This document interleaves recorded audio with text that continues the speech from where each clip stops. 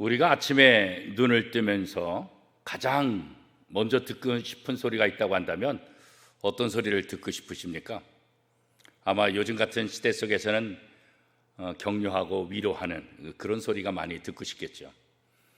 잠자리에 들 때까지 우리는 아침부터 저녁까지 수없이 많은 사람을 만나고 또 많은 사람들과 대화하면서 또 다양한 소리를 듣게 됩니다.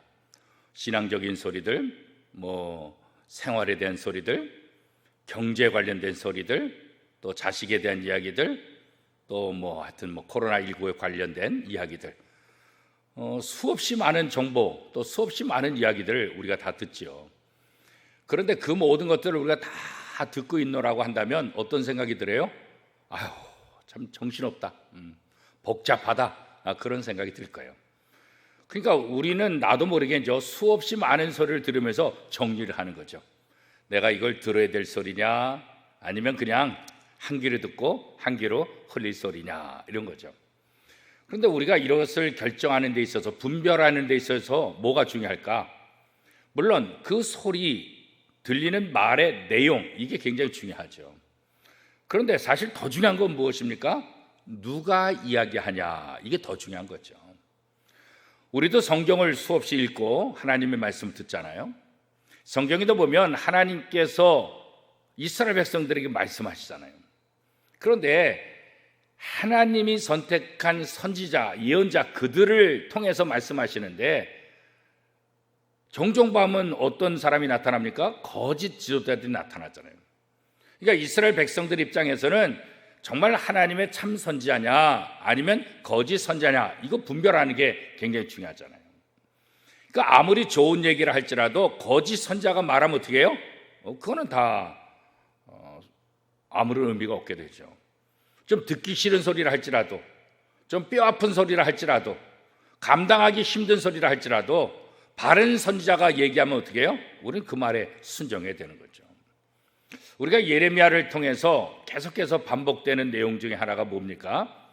예레미야를 통해서 선포되는 말씀과 거짓 지도자들이 얘기하는 것, 이 두 가지가 계속 반복되잖아요.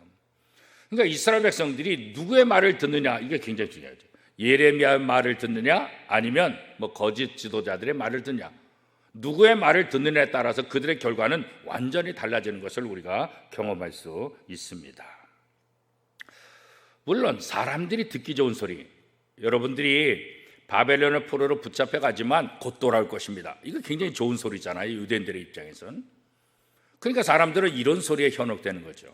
예레미야는 아니다, 여기서 너희가 정착해야 된다, 오래 살 준비를 해야 된다, 이러니까 백성들의 입장에서는 아니 우리가 포로 생활을 그렇게 오래 한다고? 그런 소리 듣고 싶은 거 아니죠.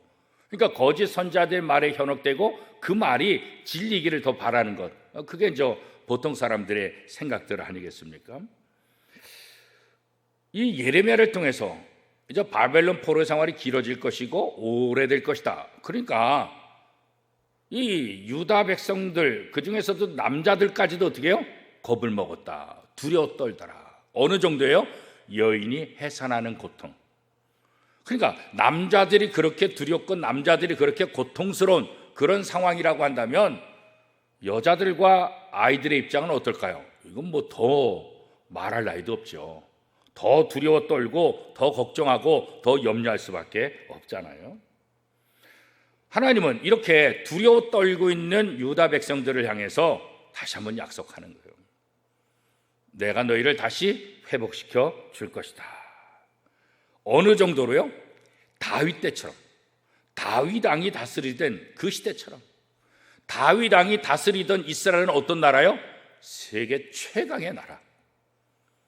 전쟁에서 지지 않고 주변 나라 모든 나라를 다 섭렵하는 그런 시대, 그렇잖아요. 그러니까 지금도 이스라엘 백성들의 입장에서는 이 다윗의 시대를 동경하고 있잖아요.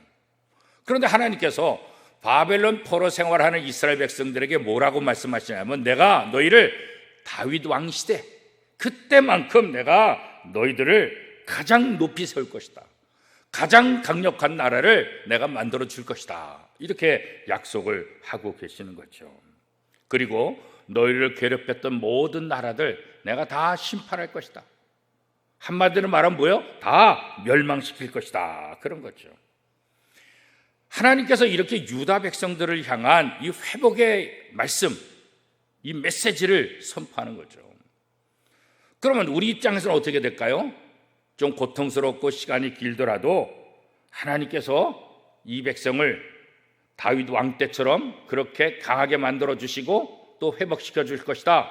이것을 믿는 거, 이게 제일 중요한 거죠.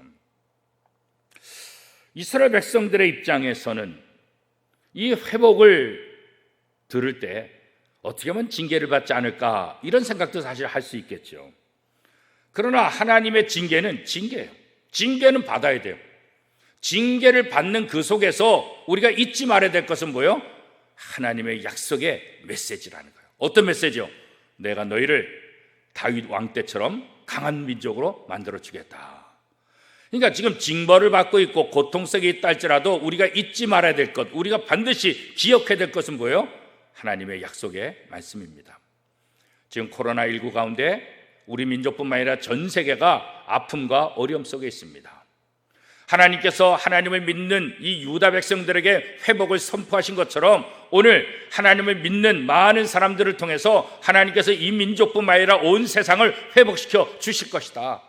우리에게 주신 약속의 말씀으로 받아들이고 이 약속을 잊지 않고 이 약속을 기억하며 하나님 앞에 나아가는 것, 그것이 어려움 속에 또 고통 속에 혼란 속에 있는 우리 하나님의 사람들이 해야 될 가장 중요한 기본적인 자세다, 그런 생각이 듭니다. 오늘 하루도 힘들고 어렵지만 이 회복의 약속의 말씀을 믿고 이것을 기억하면서 오늘 하루 승리하는 복된 하루가 될 수 있기를 축복합니다.